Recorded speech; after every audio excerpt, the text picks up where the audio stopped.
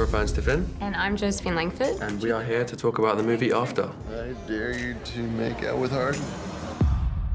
I'm done playing this game. Oh. I like this girl. It came from pretty much everything I've ever loved, and I just threw it all into one. I was reading a lot of fan fiction on Wattpad about One Direction, so it felt natural to write that, but it was also inspired by things like 50 Shades, Vampire Diaries, Gossip Girl, Wuthering Heights, Pride and Prejudice. Like, I literally took all of my favorite things and kind of made a pot of it. The After fan fiction blog has become a worldwide literary phenomenon. 100 chapters, a million words. The story now adapted for the big screen. Thought that you just wanted to be friends. I don't think we can ever be just friends. The fan base for this book is huge. Had you read the book before you embarked on this journey? Neither one of us had read the books, and I think we were just a bit ignorant that there was this huge thing out there that so many people love. And have you read it now? What do you think of it? I've read it now. I'm a few chapters from finishing the last book. The first book is written from Tessa's perspective, so the opinions of Harden are all slightly biased, and having Anna on set every day would get a much more real representation of him by just talking to her. Plus the script shows a very well-rounded character there, so haven't read the book. I've only managed to see the film once, and we just simply haven't had the time to watch it. We've just been so busy with this kind of stuff. As soon as we finish, I'm gonna watch the film a few times, and then I'll finally be able to read the book, so I'm looking forward to it. Nothing could ever change the way that I feel about you. Just be careful. What happened? It has to do with Harden. Something's going on, but it's not what you think. And it was published on the storytelling platform Wattpad. It's since racked up something like 1.5 billion reads. I can't even fathom what that means. How do you explain its success? I don't know, because if I try to break it down of, oh, it must be because it was fan fiction. There's a million fan fictions. It must be because there's sexual scenes. There's a million books with sexual scenes. So I think it's just a mixture of all of those things, and timing, and the dramatic things that happen in the book all the time, and the updating every day. So I have no idea. Call and text every day. Mom, it's college. It's not a survival course. It'll be fine. Now, loads of love stories at university end badly, end painfully. Most of them end. What's the moral of the story, or what's the message you want to send to people? I didn't necessarily, and I still don't really, write to send a direct message. I feel like everyone can take something differently. If you're leaving home for the first time and you're, afraid to leave your parents' house, then you can see this as, it'll be fine. You can make new friends, you'll find yourself. But then there's also people who are excited to leave home for the first time, and they can watch it and feel like, I can do this, I'll be strong. So I feel like there's so many different messages, but I think not to take it as a dating guide, that's for sure. Because in real life, if your first love is usually not the person that you end up with. Love is just a transaction. We're all hardwired to desire. We present the correct set of desirable traits, and boom. We can turn it on, and we can turn it off. Yes, Miss Young, Tessa?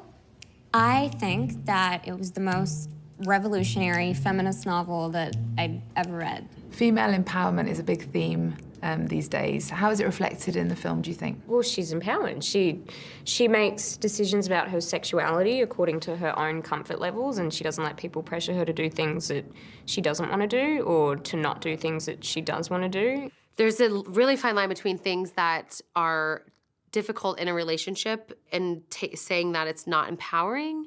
Like if they, for example, when people say, Harden and Tessa's relationship is toxic, that makes sense because their relationship is really messy. But when people say it's, male chauvinistic, or Tessa's a weak woman, or these things are crazy to me because Tessa is such a strong character, and you see her go through the movie is literally from her point of view. It's about her empowering herself with sexuality, and we see her making choices that she is making. She's wanting to do these things, and she's feeling comfortable for the first time in her life. And what did you think of the final sex scenes in the film?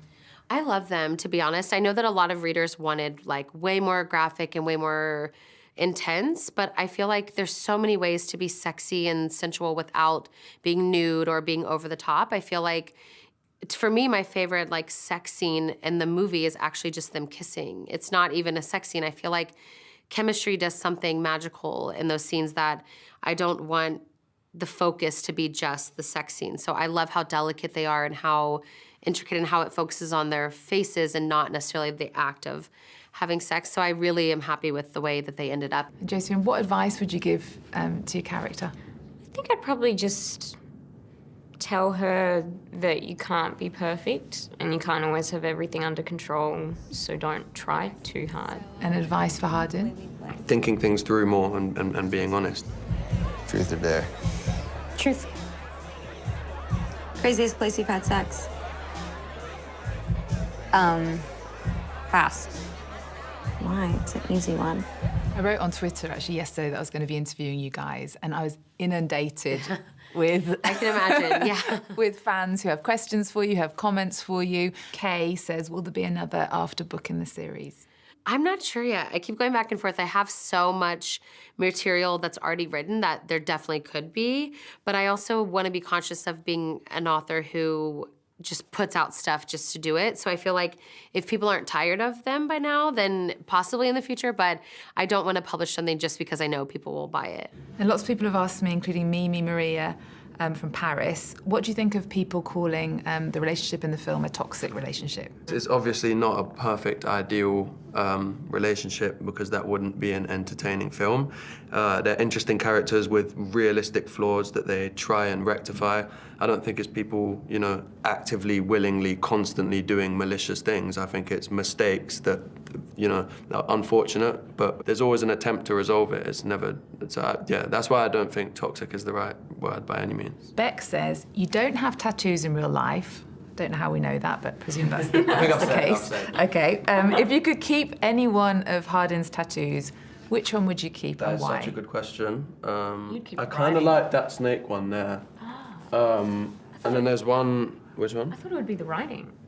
The handwritten one? Yeah, no? No, I'm not a fan. Just because it's like handwritten, I don't know. I'm a big I don't fan mind of text, handwritten but I'd want it to be tattoos. like, I don't know, consistent font. I think there's a bird, I'm quite picky. I've been thinking about this. There's a bird cage with birds flying out of it, and I like the birds flying out of it a bit too, but there's something about the fine line of the bird cage here that I really like.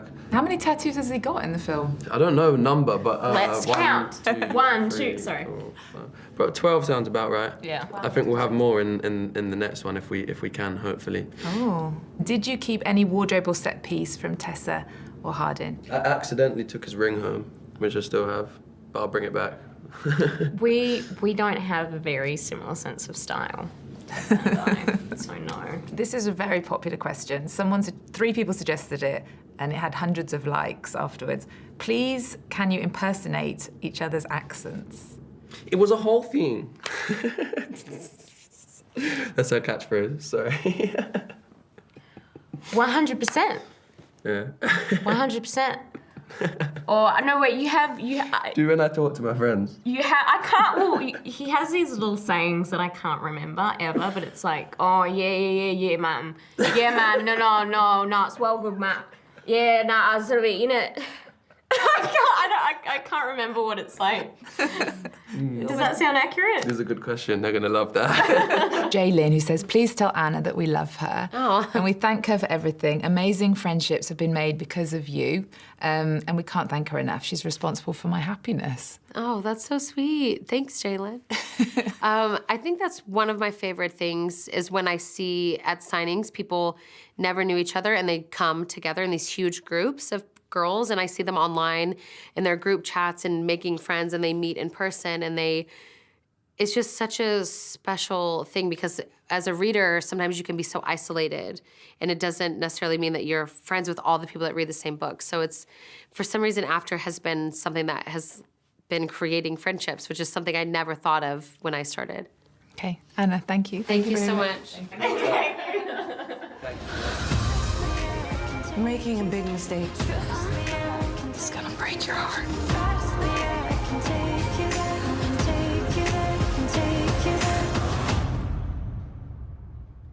What are you dreaming about?